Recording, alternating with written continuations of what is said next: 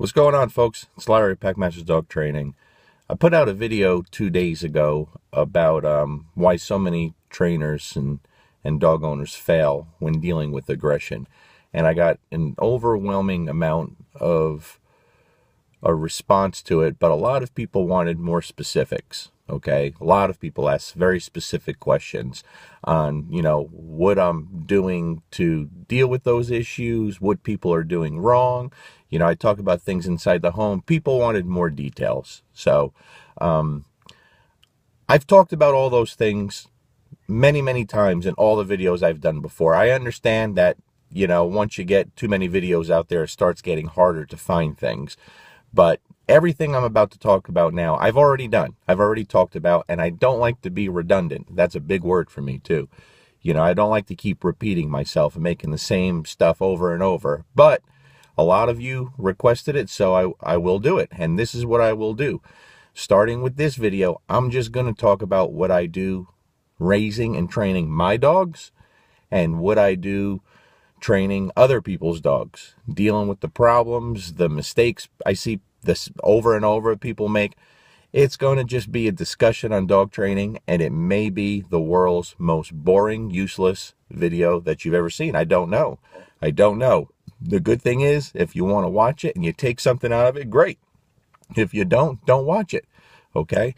But a lot of you wanted it, so I will. And I'll start off very simple. What I'll do is I'll try to cut these off in around 15 minutes or so, because I have trouble uploading anything over 15 minutes to YouTube. And so I'll break them up into several videos if I have to, okay? Because I don't even know where I'm starting or where I'm going with this, all right? So I'll do the best I can, and hopefully I answer all your questions. Let's start with my own dogs. And I'll use examples. I'll use plenty of examples with my own dogs and with specific clients' dogs to better explain things. Hopefully that helps. People usually like when I use real examples, all right? So with my own dogs, when I get a brand new puppy, okay, I've only had one dog that I got that wasn't a 8, or 9-week-old puppy. Well, 2, kind of. I like getting my dogs as puppies, 8, 9 weeks old. I have very specific things that I do when a dog is a puppy. Now, with my own dogs, like when you guys see Luca or Buddy or any of my dogs, I don't work with my dogs much. Very, very little. Because I physically don't have the time. Okay? I do everything myself. I don't have employees. I never will. I'll never hire anyone. If someone pays me to train your dog, I'm the one going to be training your dog. And that's how it's always going to be. So I have very specific guidelines. I've talked about them. Let's go over them. For one, when I have a puppy, all right, something I've been doing for 20 plus years that I got from a trainer 20 something years ago who had the best behaved dogs I've ever seen. I've talked about this many times. My dogs sleep in their crate until they're 1 year old, no matter how well trained they are, period. Very, very beneficial, okay? They are crated when we are not home. They are not left loose in the house until they are 2 years old. This is about the age where they can start being trusted out. And what this does is when you use the crate in this fashion, you bypass a lot of the bad behaviors, the bad habits. The dogs never begin them. They never start them, so you're not fixing things. You're developing a well-behaved dog, okay? You're avoiding all the bad habits. I do not put blankets and beds and toys in my dog's crates. Never. Never. They never have a bed. They never have a blanket. They never have toys. Nothing. The crate is just to relax. It's a very peaceful place. And all my dogs love their crates. Okay? Now, I bust my ass for those first 2 years. I do. I am completely OCD about the time I spend with my young dogs. And the reason being, guys, when my dogs are 2 years old, they're very self-sufficient, okay? So they could be left loose in the house when no one's home for long extended periods. I don't have to be on top of them constantly. I never have any damage in the house. No one ever goes in the garbage. No one ever eats a Pop-Tart off the arm of the couch that my boy leaves there. They're very self-sufficient and well-behaved. And a well-behaved dog has always been what was most interesting to me. That's what I've always strived for, long before I was training dogs for people all over the place. That's what actually got me recognized by a lot of people, was the behavior of my dogs. They didn't do anything fancy. I didn't even really do obedience with my dogs for a very long time, okay?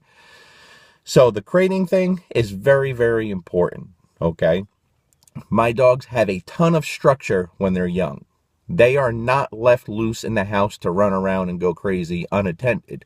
So in other words, if I have an 8-week-old puppy or a 4-month-old puppy, okay, if I can't have my eyes on them, if they can't physically be with me, they're going to be crated. Plain and simple. I do not give my young dogs an opportunity to get into anything bad. Doesn't happen, okay? So it's constant structure for young dogs. Constant structure. Everything has meaning. I don't leave toys out for any dogs, ever. Ever. There are no toys ever left out, okay? Toys are important. My dogs are apeshit for toys. You guys see that. But when you have access to something 24 hours a day, they lose meaning. Those toys have to have meaning, okay? So toys come out when it's time to play and train, and that's it. And then they go away because everything good comes from me. My dogs are apeshit crazy about me. They love me. They don't care about anything else because I provide everything that they love in life. That's it. I'm their best friend. I provide everything good. Food, free feeding. Oh man, this is one of the worst things. It drives me nuts. Free feeding, never. Food is not left out for my dogs. Again, it has to have meaning. You have a very special bond with a dog when you're providing play, love, affection, food. Food. The dog has to have food. And as a puppy, they live through their stomachs. Okay? So this is very, very important. Everything has structure. If I put that food down and in 10 minutes the dogs don't eat, or there's some left in their bowl and they're not really touching it, the food goes away. And it comes out again at night when it's the next time to eat or whatever the next meal time is. Plain and simple. So you see, we're controlling everything. Okay? Training-wise, I've only been training with food, I don't know, 7, 8, 9 years ago. So before that, I didn't use food to train. I was one of those guys that was completely against it. You know, it was big box store stuff. Of course, now I use a lot of food in the beginning. And people who don't, it's a big mistake. You're missing out. You know, you're really missing out. So I'll give you a couple specifics. Everybody knows Bruno. People ask me all the time, how was Bruno trained? You know, everything goes back to tools, e-collars, prong collars. They want to know the tricks. Very simple. I trained Bruno on a long walk every day. That was the extent of his training. I did no obedience with him until he was probably 4 or 5 years old. So his training, we'd go, me, him, and my other dog would go for a long walk every day. No tools, you know, a leash with a flat buckle collar. That was it. And we would explore. And along the way, he became just neutral to everything. He was engrossed in everything. Nothing fazed him. Nothing fazed him. You know, if we were walking down the street and a car was coming, you know, in the beginning, I would stop and I would have him sit when we were in traffic. Well, after a while, that becomes second nature. So after a while, I'm not saying anything anymore. We're walking. When a car's coming, they would sit automatically because this is how they were taught. It was done over repetitions. And one of the greatest things in the world to this day, in my opinion, still the greatest training tool there is a good structured walk. There's nothing better than it. You could have an extremely well-behaved, obedient dog without ever teaching sit down, come, nothing, just by a good structured walk. And I'm saying this because that's what I used to do. I didn't work obedience. And Bruno was the best behaved dog I've ever had. So I didn't start any formal obedience with Bruno till he was over 4 years old. That was it. And he was a great dog before that. My previous dog before him was also an awesome dog. He was trained with a Frisbee. No food. He also went on a lot of walks. His training involved a lot of walks with Bruno, but he was crazy about a Frisbee. And that's what we used, okay? We used a Frisbee for everything, but again, there wasn't much obedience there. It was all relationship-based. My dogs were crazy about me, so they didn't care what else was around, okay? So I'll give you an example. A dog has to really trust you 100%, has to believe in you, has to believe that you control everything in the universe. And when you get that, you have a dog that looks to you for everything. They don't care about anything else. So I'll give you an example. If we went out for a walk, I live in Kentucky, so a lot of people don't take care of their dogs. They're just out roaming around. If we're walking down the street and a dog comes charging out of the yard, barking and growling, my dogs off leash, they don't respond to that. They feed off of me. So as we're walking, if a dog comes charging and barking and I just keep moving forward, they don't react. They might look at the dog, but they're going to respond off of me. Very, very simple. That's what they do. All right. So one time I'm going to give you an example how effective this is, how much they're in tune with you. I was getting ready. I was leaving the house real early one morning, 4 in the morning. I'm getting in my little red truck, and out of nowhere, 4 dogs surround my truck and they wanted to get me. It was a very, very scary situation. You know, they went apeshit crazy trying to get to me. Really shook me up a little bit. So when I got home that day, I told the wife about it because she used to jog, and I told her, I don't want you out there until I figure out what's going on with these dogs. It really shook me up.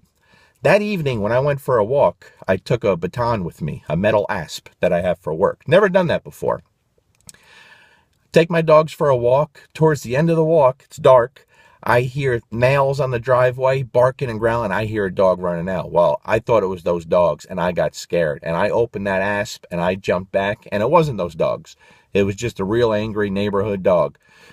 Once I reacted like that, Bruno and my other dog went apeshit. There was no controlling them at this point, okay? Because they responded to me. I had a tremendous amount of anxiety and fear that day over what happened earlier, and that's what they responded to. It was hard to control them after that. Once I got them under control, the owner got the dog, and we finished our walk. We turned around right past that house to go back the other way, and as the owner was walking past us, there was a good amount of distance there. You know, I had my dogs off. That dog made a little movement towards us, and instantly, Bruno snatched that dog up. And people who know Bruno, he's an extremely social, gentle dog he was, you know, loved everybody and everything, including all dogs. He snatched that dog off 4 legs and flipped him over and pinned him on the ground. And he wasn't letting him up, okay? That dog was doing what he believed he needed to do. Never hurt the dog, didn't cause any damage, released him as soon as I told him to.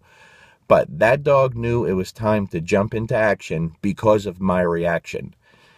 So those first 2 years that I spend with my dog is building that trust, that relationship.